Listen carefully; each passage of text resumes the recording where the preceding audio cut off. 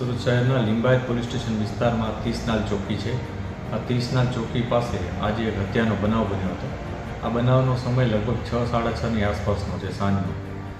ઘટનામાં એવું હતું કે એક વ્યક્તિ જેનું નામ અરબાઝ ઉર્ફે બાંદ્રા ખાન કરીને છે, એને મોબાઈલની પૈસા બાબતે એક વ્યક્તિ સાથે ઝઘડો થયો હતો, જેમાં જે આરોપી છે, સસ્પેક્ટ છે અત્યારે, એનું નામ છે મોહમ્મદ અનવર શેખ।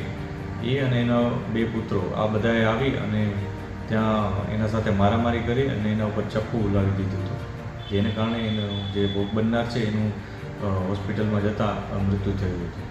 આ બાબતને લઈ પોલીસે અત્યારે FIR નોંધવાની શરૂઆત કરી દીધી છે અને સાથે સાથે જે સસ્પેક્ટ આરોપીઓ છે એમને રાઉન્ડ અપ કરેલા છે।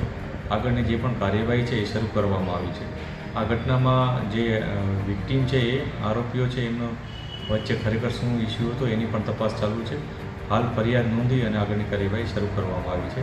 જે બોડી છે એને પણ પોસ્ટમોર્ટમ માટે મોકલવામાં આવશે અને જે પણ મેડિકલ એવિડન્સ મળશે એ મુજબ કાર્યવાહી કરવામાં આવશે।